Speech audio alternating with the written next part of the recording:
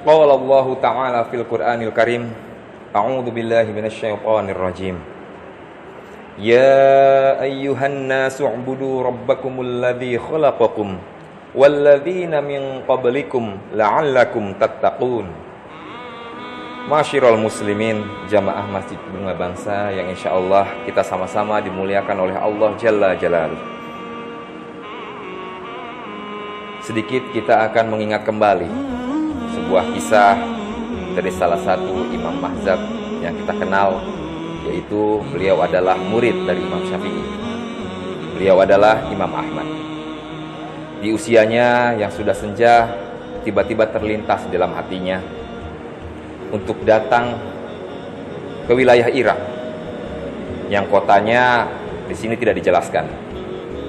Sampai suatu hari berangkatlah beliau ke wilayah Irak.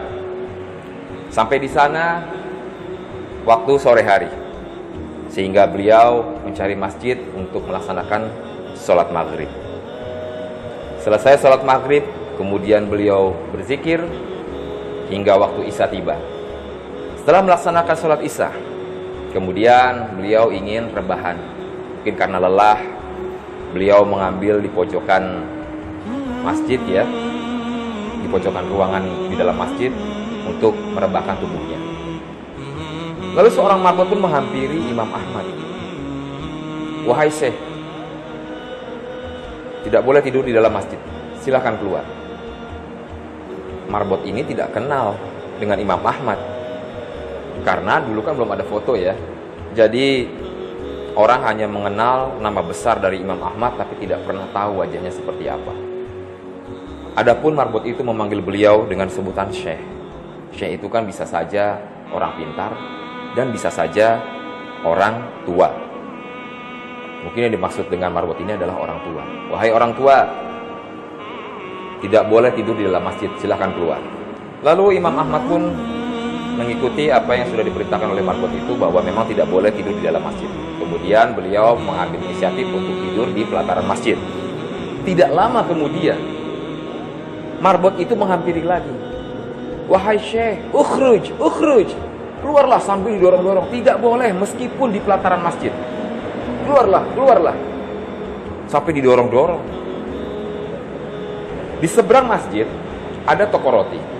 Kebetulan si penjual roti itu melihat, sepertinya ada seorang musafir yang hendak tidur di dalam masjid, hanya saja dilarang.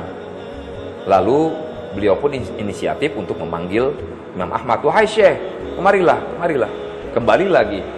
Si penjual roti pun tidak kenal Imam Ahmad itu wajahnya seperti apa. Karena itulah, wahai Syekh, silakan. Kalau engkau ingin beristirahat, silakan istirahatlah di tempatku. Lalu Imam Ahmad pun menyetujui dan masuklah beliau ke dalam rumah dari si penjual roti tersebut. Tidak sengaja Imam Ahmad pun memperhatikan kebiasaan dari si penjual roti ini. Lisannya tidak pernah berhenti untuk zikrullah. Lisannya tidak pernah berhenti untuk mengucapkan istighfar. Astaghfirullah wa atubu ilaih. Astaghfirullah wa atubu ilaih. Terus seperti itu. Mulai dari memecahkan telur, mengaduk adonan, lisannya selalu zikrullah. Kecuali pada saat Imam Ahmad mengajaknya bicara, baru beliau berhenti. Ketika Imam Ahmad tidak mengajaknya bicara, beliau melanjutkan lagi. Astaghfirullah wa atubu ilaih. Astaghfirullah wa atubu ilaih. Terus seperti itu. Kemudian hal ini pun ditanyakan oleh Imam Ahmad.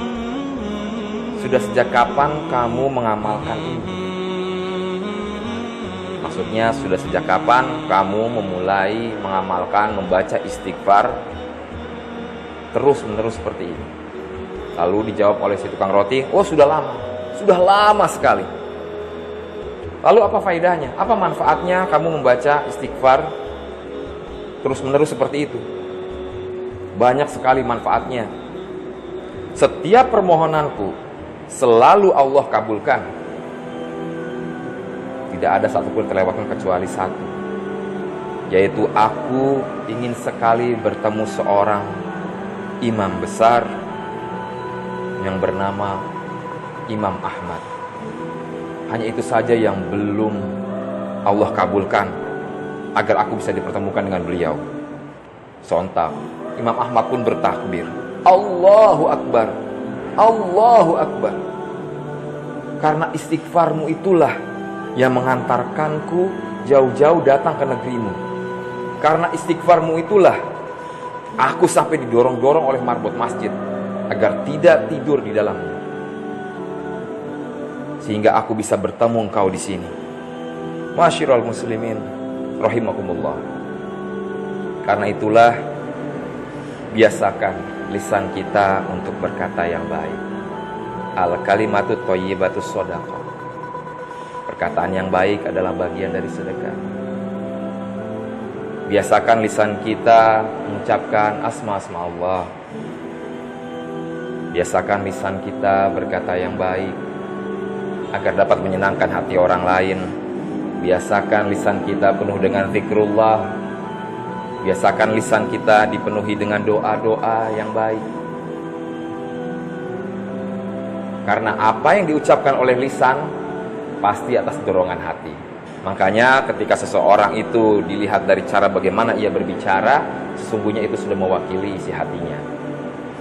Karena itulah, marilah kita sama-sama senantiasa untuk selalu mengucapkan kata-kata yang baik. Kita selalu beristighfar kepada Allah.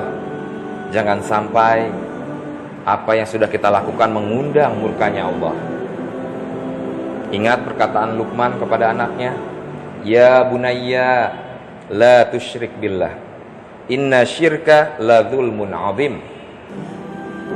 Bahwasannya Luqman berpesan kepada anaknya, janganlah berbuat syirik, menyekutukan Allah yang membuat murka Allah.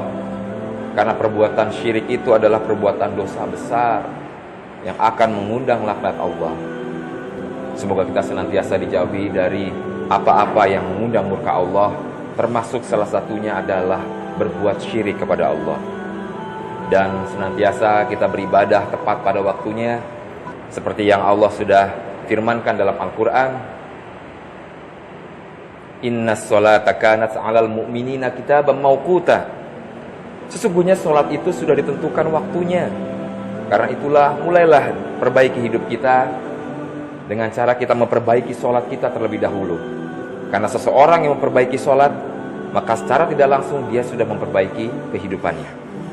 Semoga dari kisah yang singkat ini kita bisa mendapatkan ibrah, kita bisa mendapatkan hikmah yang bisa kita jalankan dalam kehidupan sehari-hari. Barakallahu li wa lakum fil Qur'anil azim wa nafa'ni wa iyyakum bima fihi minal ayati wa dzikril hakim. Aqulu qawli hadza wastaghfirullahal azim li wa lakum wa lisairil muslimin fastaghfiruh innahu huwal ghafurur rahim.